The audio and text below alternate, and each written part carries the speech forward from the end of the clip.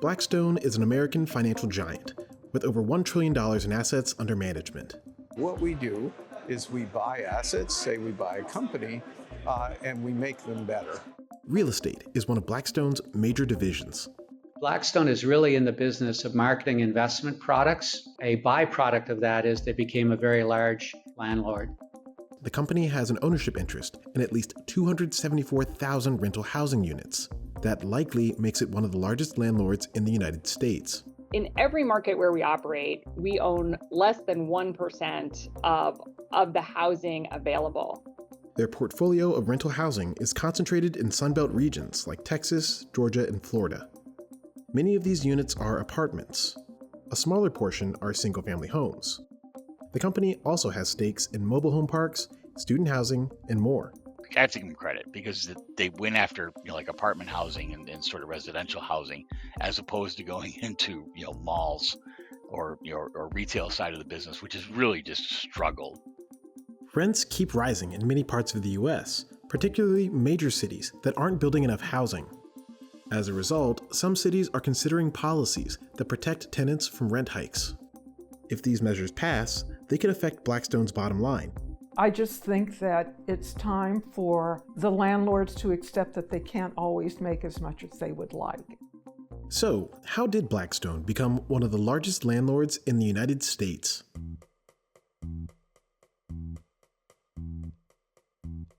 Most of the rentals Blackstone owns are in massive multifamily buildings. Take, for example, Stuyvesant Town Peter Cooper Village.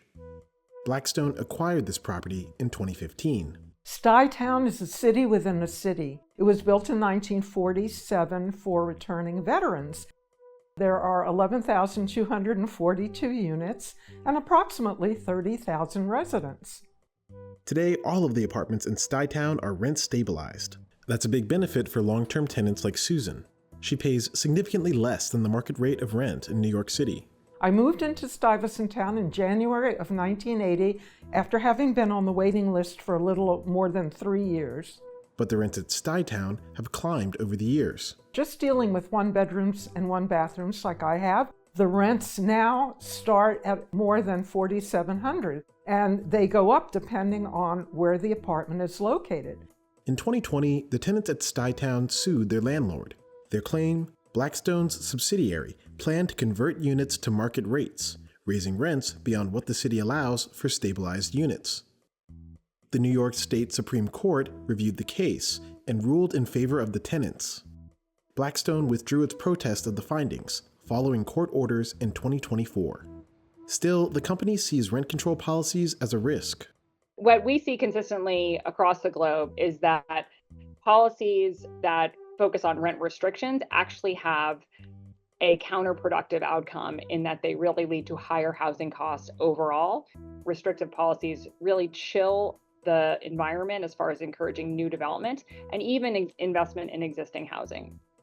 When Blackstone buys property, it tends to spend a lot of cash improving their asset. The video intercom system was something that Blackstone installed.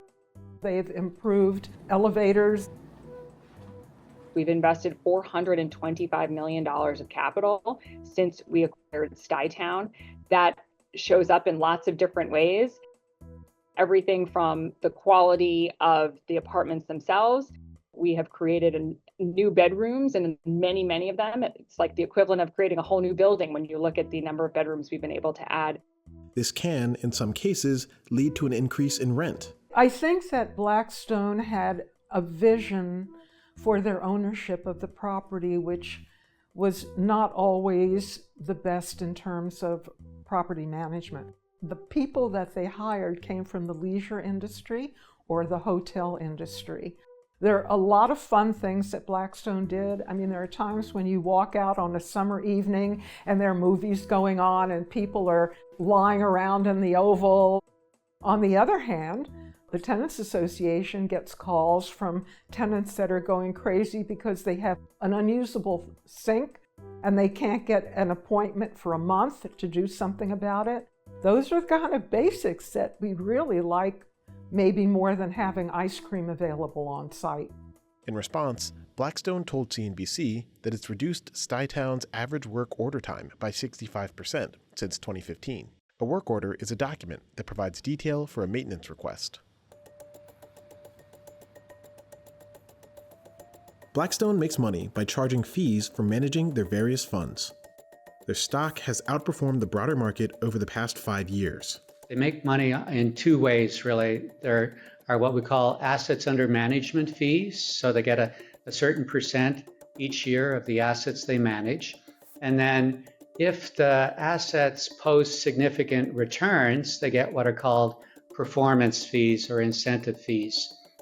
Blackstone was founded by Peter Peterson and Stephen Schwarzman in 1985. The investment bankers met while working together at Lehman Brothers. When we started in 1985, there weren't diversified private equity firms. Basically, there were just about 7 or 8 firms that just did leverage buyouts. It's a slightly different business than it was maybe 20 years ago. The old knock against the private equity guys was they buy up companies, they load a ton of debt on them, they pay themselves a huge dividend, and then they throw them out to the market. That model really sort of stopped. Since 1991, Blackstone raised funds for the private side of its real estate division at least 10 times. They've been investing in real estate assets for decades, most of that through what are called private placements. These private placements are real estate investment opportunities available only to accredited investors. That actually is the bulk of Blackstone's real estate investments. Right now, of their $315 billion in real estate, only roughly $55 billion is in the BREIT product, which is sold to retail investors. BREIT, Blackstone's real estate income trust, has significant interests in industrial developments, data centers, and of course, rental housing. Many investors put money into the fund coming out of the pandemic.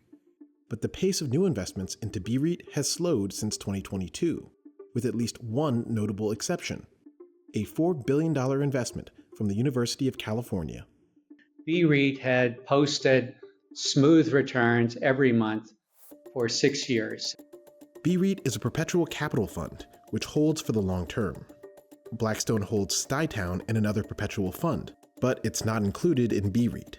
The community didn't know from one day to the next who was going to own it. The then mayor of the city, Bill de Blasio, determined that it would be good to sell it to a developer who was going to be in it for the long term, and that's where Blackstone came in. Blackstone says its U.S. portfolio is concentrated where it believes opportunities are highest. There tends to be a high degree of consistency across our different pools of capital as far as the nature of the investments, meaning which sector, warehouses, apartments, data centers, and then the geographies as well.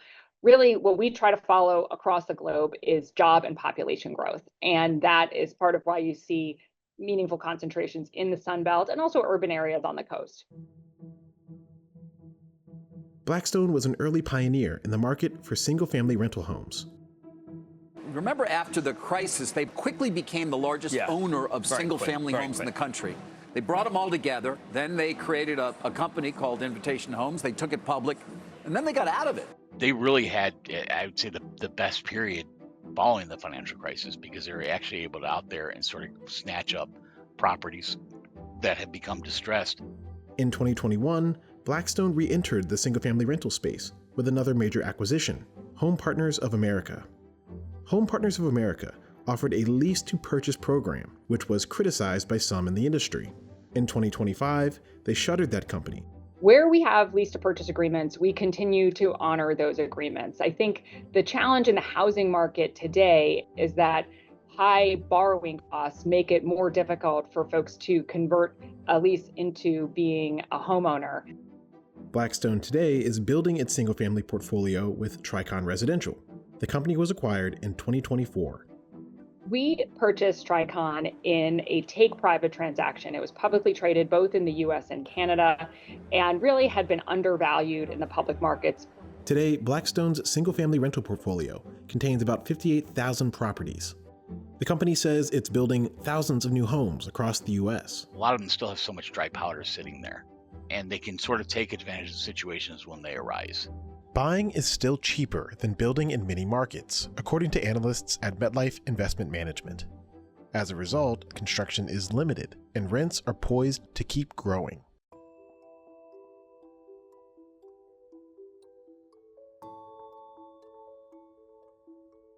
As the rate of new housing permits and construction starts sink, market rate rents could increase at a relatively fast pace.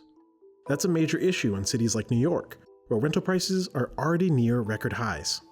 This city can build plenty of affordable housing, and this city needs to be livable. We're going to be losing people left, right, and center if something doesn't happen. Policymakers, concerned with the soaring cost of rent, increased how much they'll spend on building low-income housing properties. That's a boost for Blackstone's affordable housing initiative, April Housing. April Housing started with about 70,000 government-subsidized housing units. When the renovations are complete, Blackstone expects to be the single largest provider of affordable housing in the United States. We're feeling like we're just getting started. We're preserving units. We're doing that by extending the affordability through new syndications of tax credits. That also allows us to invest in the communities at no cost to the resident. And we're just starting to build new communities as well in different parts of the country. Bringing private capital into subsidized housing could be a net positive. The vacancy rate for affordable projects is higher than the rest of the market.